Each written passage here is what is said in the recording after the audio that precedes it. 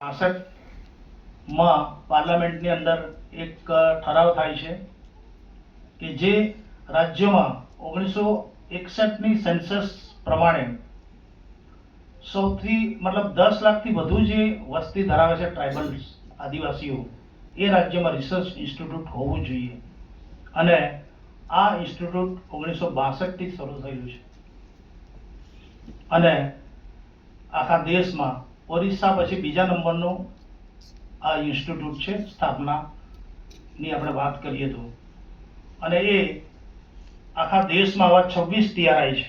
દરેક રાજ્યમાં એક ટ્રાઇબલ ઇન્સ્ટિટ્યૂટ છે કે જેથી ટ્રાઇબલ્સના પ્રશ્નો અને એ જે કલ્ચર છે, રહેણી કહેણી, રીત રિવાજ, ભાષા એને બચાવવાનું કામ એ ટીઆરઆઈને આપેલ છે. હવે મૂળભૂત ઉદ્દેશોની આપણે વાત કરીએ તો આદિવાસી સામાજિક, આર્થિક અને શૈક્ષણિક સમસ્યાઓનો અને એનો વિકાસ કેવી રીતે કરી શકાય એનું સંશોધન અને રિસર્ચ એ ટીઆરઆઈ કરે છે.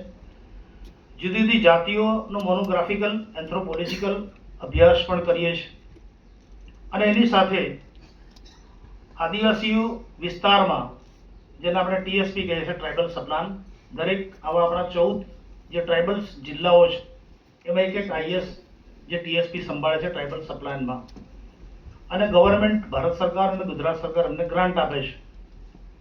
તો એ જે કાર્યક્રમ છે, સરકારી યોજનાઓ જે છે એ સરકારી યોજનાનું મૂલ્યાંકન પણ ટીઆરઆઈ કરે છે કે ક્યાં ગેપ રહી ગઈ છે, ક્યાં ગ્રાન્ટની જરૂર છે અથવા ક્યાં કઈ યોજના બંધ કરવા જેવી છે.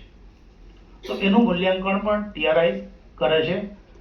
એટલે એક નોડલ એજન્સી તરીકે ભારત સરકાર અને ગુજરાત સરકાર વતી એક નોડલ એજન્સી તરીકે ટીઆરઆઈનું આ એક કાર્યક્ષેત્ર છે. આદિવાસી વિસ્તારમાં સંકળાયેલ સરકારી અને બિન સરકારી કાર્યક્રમોને તાલીમ આપવાનો પણ અમારી જવાબદાર છે કે ભાઈ દાખલા તરીકે આવો સ્ટેટમાંથી આઈએસ કોઈ ટીએસપીમાં અથવા તો પ્રાયોજન અધિકારી યા તો ફિર કલેક્ટર યા જિલ્લા વિકાસ અધિકારી એની સાથે ઘણા બધા અલગ અલગ વિસ્તારના લોકો બદલી થઈને આવતી હોય સરકારી યોજના પ્રમાણે, સરકારી નિયમો પ્રમાણે.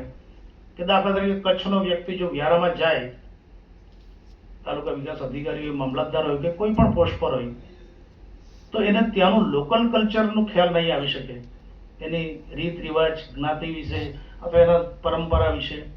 તો એ લોકોને આ ટીઆરઆઈ તાલીમ આપે છે અને લોકલ હિસ્ટ્રી, લોકલ કલ્ચર જ્યાં સુધી જાણશે નહીં ત્યાં સુધી કામ કરી શકે નહીં.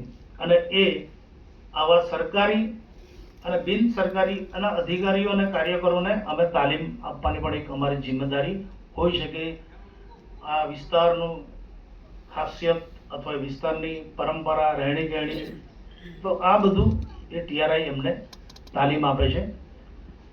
બીજું કે આદિવાસી સંસ્કૃતિને જીવંત રાખવા માટે જે મ્યુઝિયમ છે, ટ્રાઇબલ મ્યુઝિયમ જેને આપણે કહીએ છીએ, એ પણ એ ટીઆરઆઈના કાર્યક્ષેત્રમાં આવે છે. એટલે રિસર્ચ, ટ્રેનિંગ અને આ જે મ્યુઝિયમ છે મેઇન અમારી પ્રવૃત્તિ છે. કારણ કે આ ઇતિહાસ અથવા આની ટીઆરઆઈ વિશે ઘણાને ખ્યાલ નહીં હશે, એટલા માટે આ અમારી ઇન્સ્ટિટ્યૂટ વિશે, આ એક રિસર્ચ ઇન્સ્ટિટ્યૂટ છે અને ઓટોનોમસ છે, સોસાયટીમાં કન્વર્ટ કરી છે અને અમે યુનિવર્સિટી અને કોલેજોને પણ નવી બાબતમાં, નવી યોજનામાં આ વર્ષથી અમે આ નવી યોજના પાસ કરી છે અને એમાં એ સંશોધન અને રિસર્ચના નાના નાના પ્રોજેક્ટ આપીશું.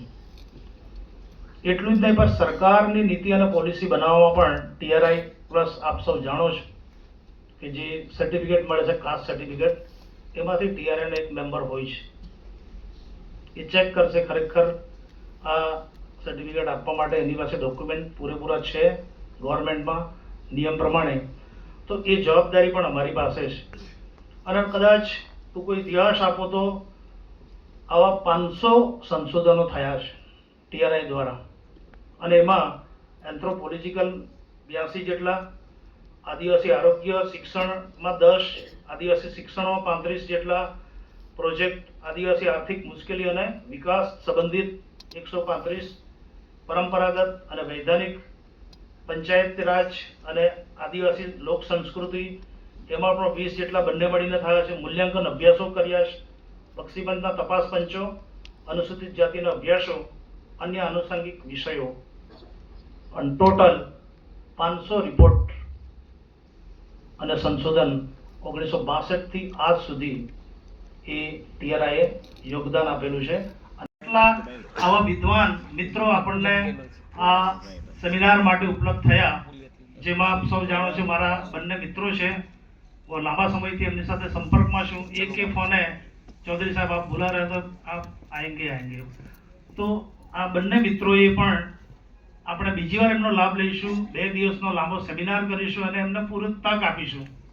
એ લોકો બોલો જેટલું બોલવું હશે કલાકો સુધી, અને આપણે એમના નોલેજનો ચોક્કસ લાભ લઈશું આવનાર દિવસોમાં.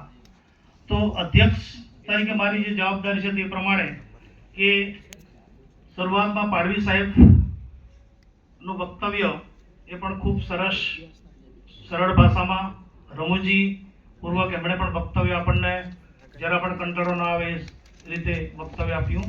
ત્યારબાદ શામરાવ કુરેડી, પ્રકાશ નસમજી, જયંતિભાઈ ચૌધરી, જીતેન્દ્રભાઈ વસાવા, જયંતિભાઈ બારીશ, આનંદભાઈ વસાવા, આ તમામ મિત્રોની માસ્ટરી એટલી છે. આપ કલ્પના કરો કે જેઓ 2 કલાક લેક્ચર આપતા હોય અને 2 કલાકનું લેક્ચર જો તમને 15 મિનિટમાં આપે એને હું માસ્ટરી કહું છું. To the point.